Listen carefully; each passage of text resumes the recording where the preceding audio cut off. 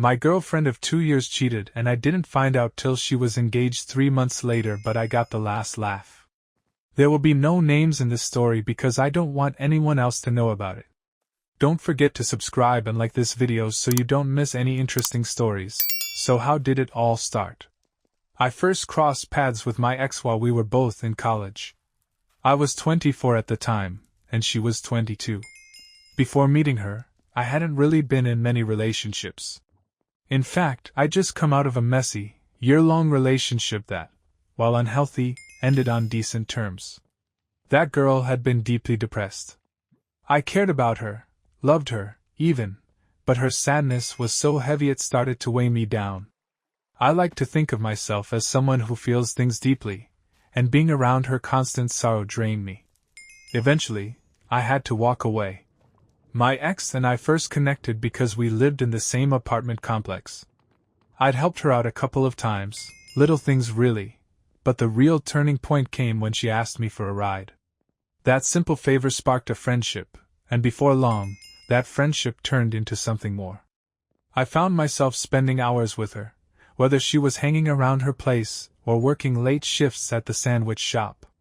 She had taken a break from school, partly because of depression and partly due to a broken engagement from the year before. As far as I know, she never actually finished her degree, bouncing between a couple of different universities along the way. We grew closer, in part, because of the stories she shared about her ex, how he betrayed her and cheated. Back then I believed every word of it, though now I can't help but wonder how much of it was true. Either way, it brought us together. Within 2 months, we were practically inseparable. She even introduced me to her parents, though technically, we were still just friends with benefits at that point. After a few months, I wanted to make things official. I wasn't interested in seeing anyone else, and as far as I knew, she wasn't either. But when I brought it up, she turned me down. Said she wasn't ready for a relationship because of her past engagement. Looking back, that probably should have been my first warning sign, but I brushed it off. I figured she'd come around. We kept seeing each other exclusively anyway, so I thought it was only a matter of time. About a month later, I brought it up again. If we were already acting like a couple, why not just call it what it was? But once again, she resisted. When things were good, they felt effortless. She seemed to share my interests, our goals lined up, and for a while, it felt like we just fit together. But there were cracks too. Little jabs she'd make about me, comparing me to her exes, sometimes out of nowhere. We'd get into arguments over the smallest things, and whenever I tried to smooth things over, she'd shut me down. More than once, she'd storm out of my apartment in the middle of a fight. At first, I'd chase after her, worried and wanting to fix things. But that only made her angrier. She'd tell me to give her space. So, the next time it happened, I let her go. And then she'd accuse me of not caring enough to follow her. At some point, she started twisting my memories, insisting I was wrong about things I clearly remembered her saying.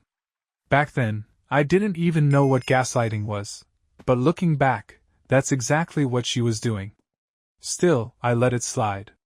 I was too caught up in her to question it. Friends of mine didn't hold back, though.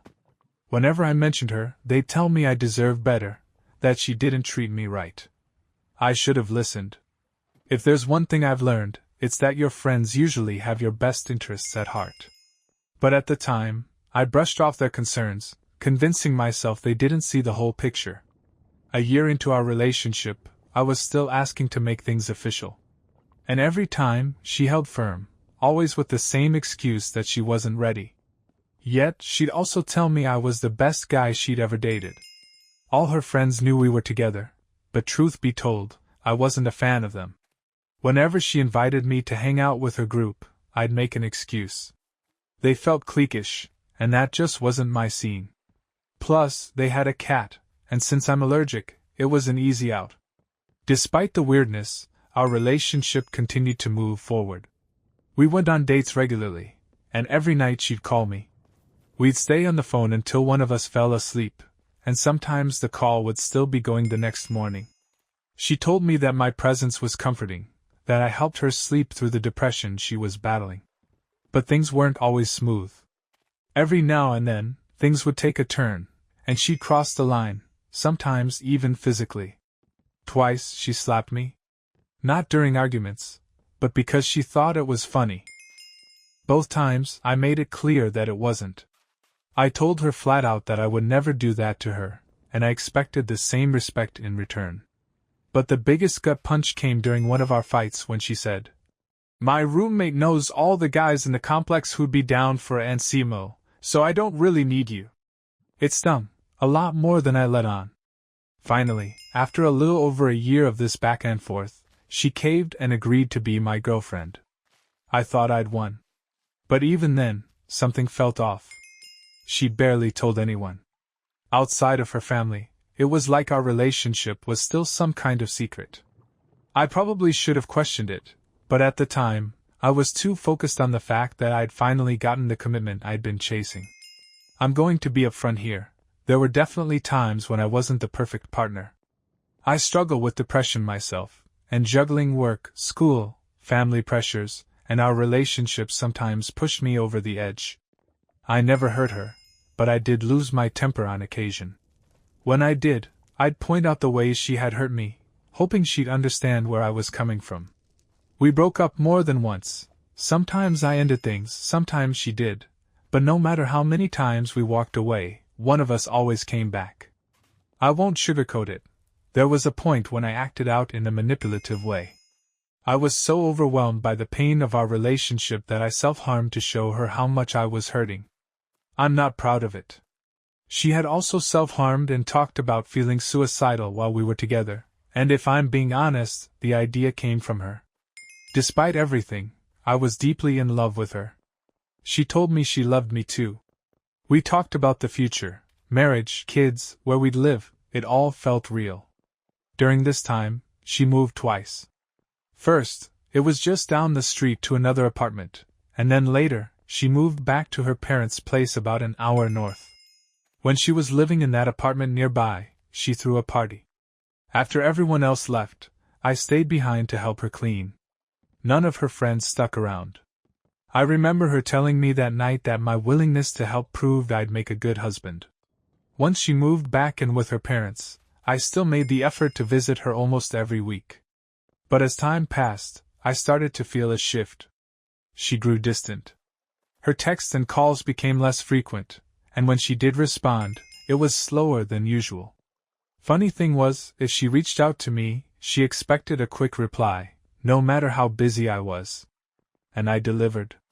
If she needed me, I showed up, even if it was 1 a.m. and I had work and school the next day. After a couple of months of this, I started bringing up the idea of getting engaged. But just like with the whole boyfriend-girlfriend thing, she kept dodging it.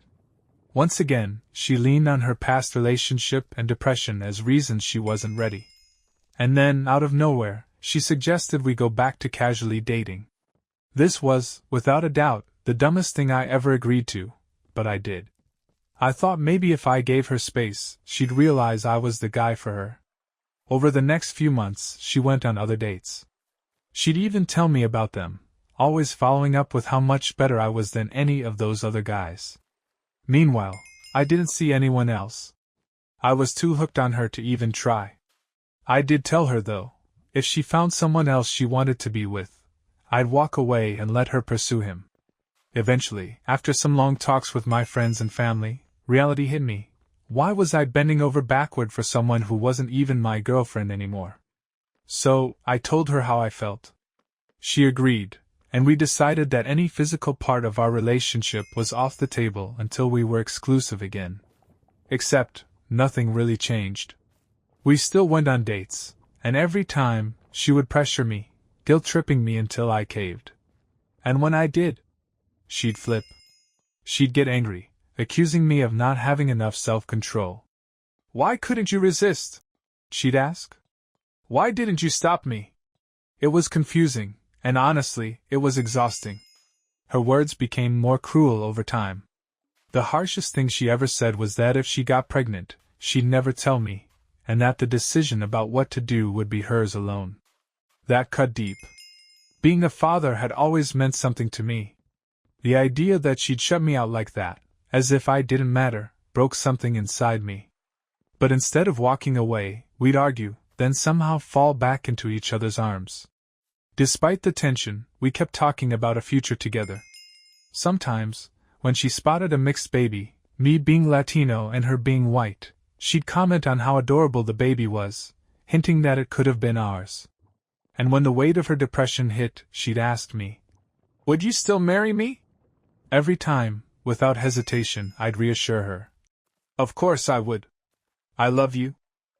It wasn't until Christmas, while I was visiting my brother in Florida, that I started to feel like something was seriously off.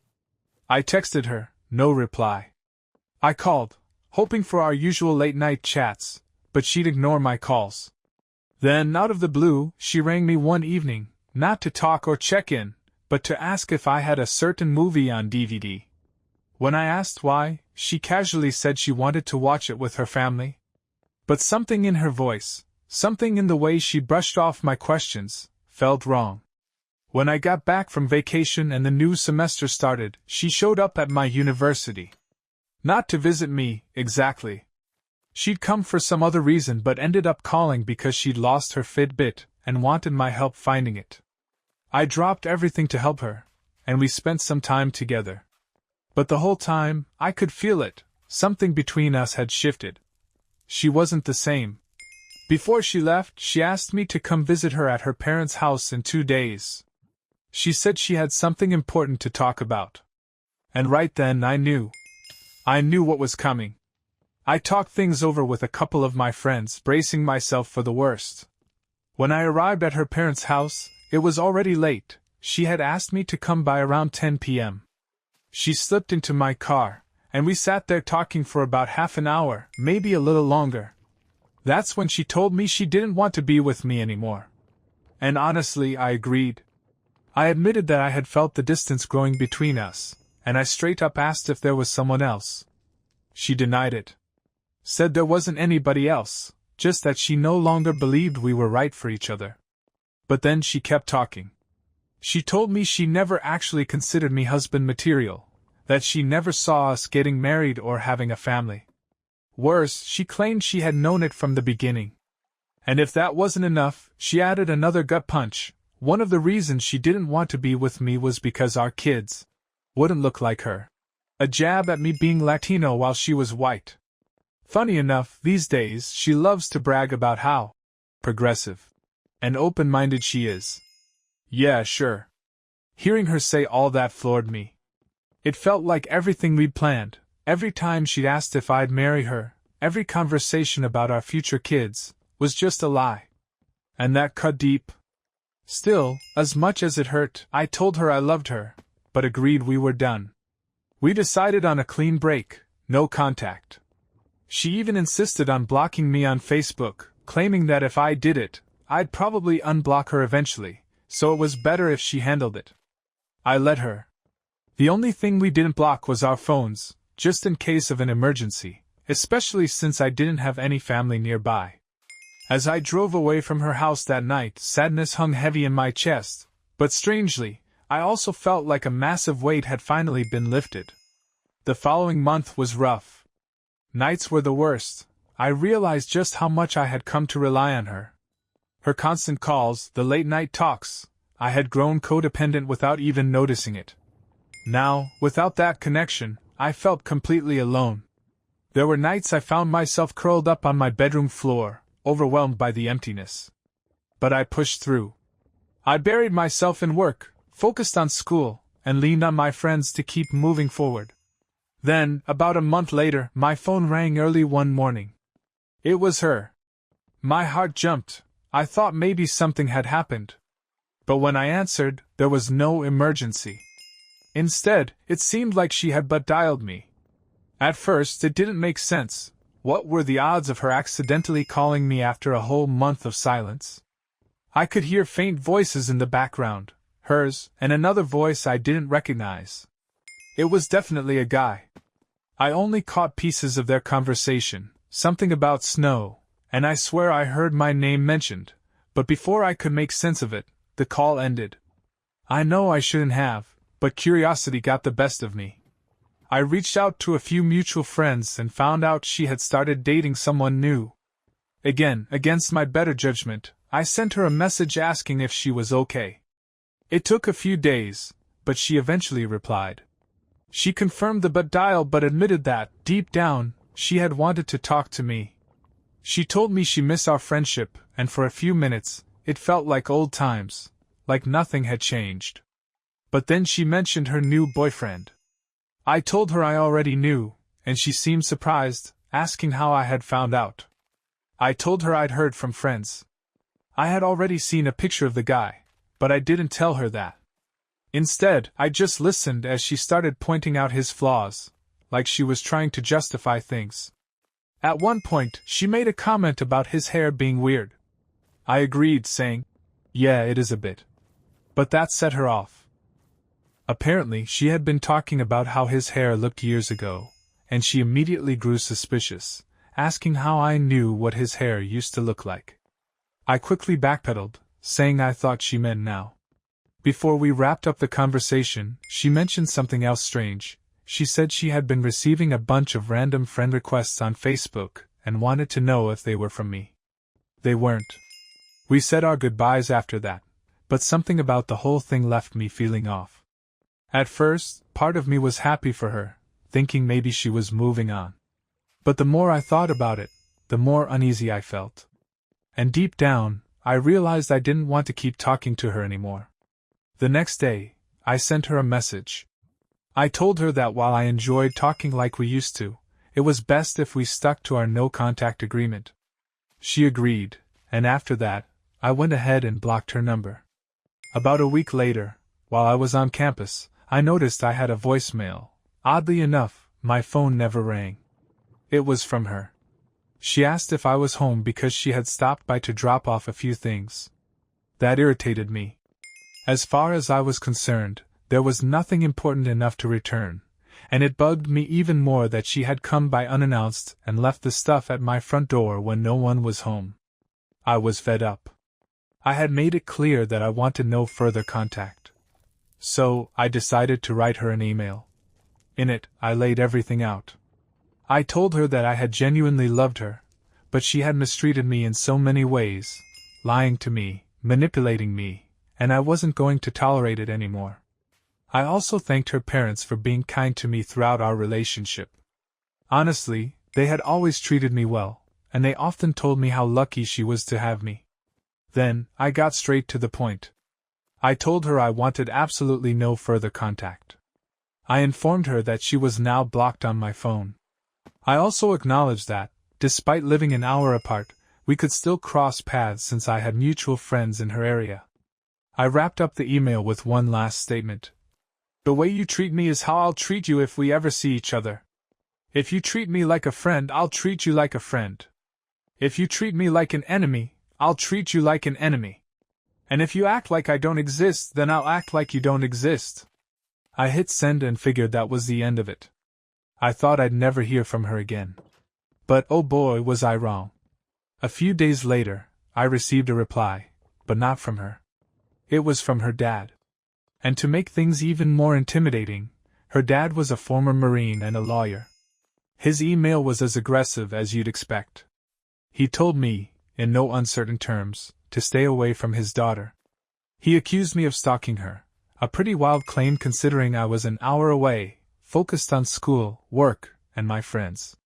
He also said I was creating fake Facebook accounts to spy on her. For the record, I never did that. Sure, I had peeked at her profile a couple of times through a friend's account.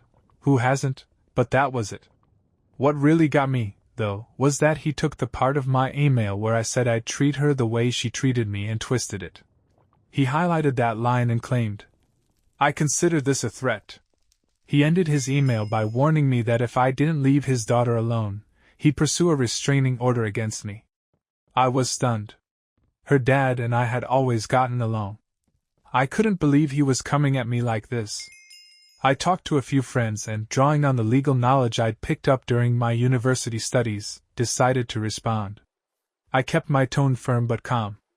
I told him plainly that I wanted nothing to do with his daughter. I reminded him that she had been the one to re-establish contact, not me. In fact, I pointed out that she had even come to my house without warning just the week before. If I were some dangerous stalker, why would she willingly come to my doorstep? I also made it clear that his claims were baseless. No judge in their right mind would grant a restraining order based on what he had written. Finally, I ended my email by telling him that I wanted no further communication with either him or his daughter, and I expected them to extend me the same courtesy. After the email exchange with her father, I was left reeling. What kind of twisted story had she been spreading about me? Why was she portraying me as some kind of obsessed stalker? I confided in a few close friends, and their reaction was unanimous. They were stunned. Most of them just shook their heads and told me I had dodged a nuke. Looking back, they were absolutely right. I figured that was the end of it. We had cut all contact, and I assumed our story was over. But as you already know, this is a cheating story, a long and complicated one at that. We had officially broken up in January. Then, just after the first week of April, a friend messaged me while I was at work. "Hey, did you know your ex just got engaged?" they asked. I was floored. It had only been 3 months. This was the same girl who constantly claimed how difficult relationships were for her because of her abusive ex-fiancé who had cheated on her. The timeline didn't add up, but what really caught my attention was a comment someone left on her engagement post. The commenter congratulated her and mentioned how happy they were to have helped her and her new fiancé get together, back in November. While she and I were still seeing each other.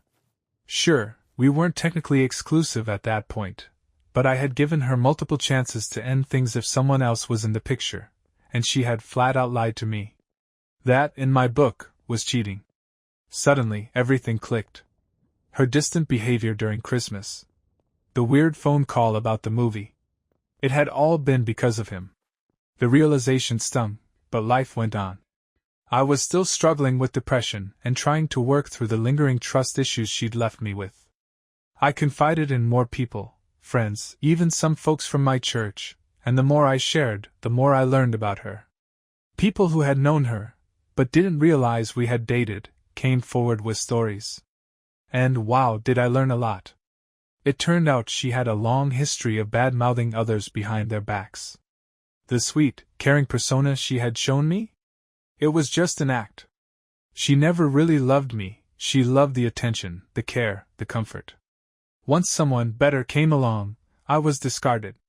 I realized that I had fallen in love not with who she actually was, but with who she pretended to be. She had heard I was a nice guy, an empath, and she knew I was easy to manipulate. All she did was mirror my personality back at me, and I mistook it for genuine connection. As painful as it was, the experience taught me a lot about myself. I learned that I care too much, that I love too deeply, and, most importantly, that I need to be more careful about who I give my heart to. Lesson learned.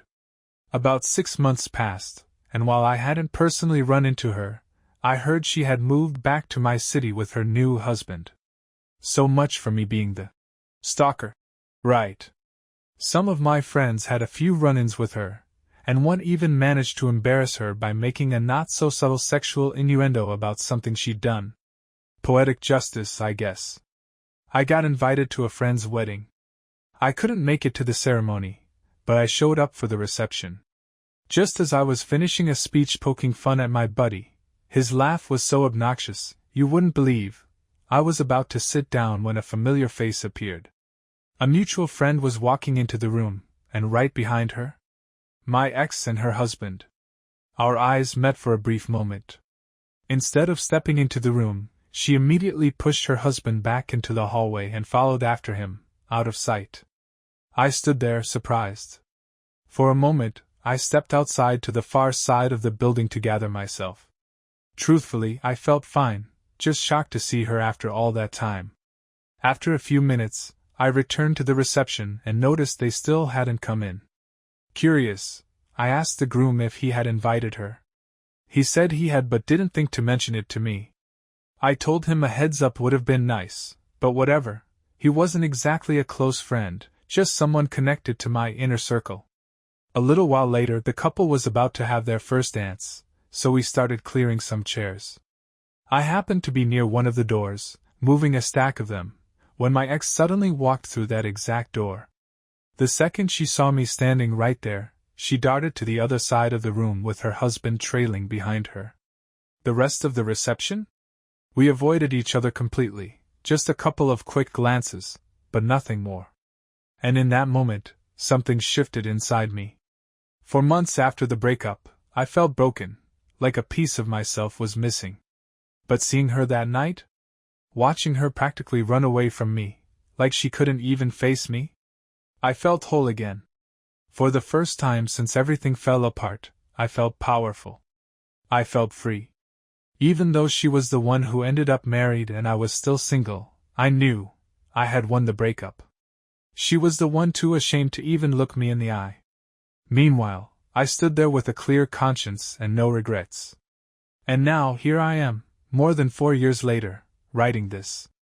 Life isn't perfect, but I'm happy. And Maddie? If you ever read this, fuck you. I'm the one who finished university while you're stuck being a housewife. All that talk about changing the world? The only thing you'll be changing is dirty diapers. At the end of the day, you're nothing but a liar and a cheat.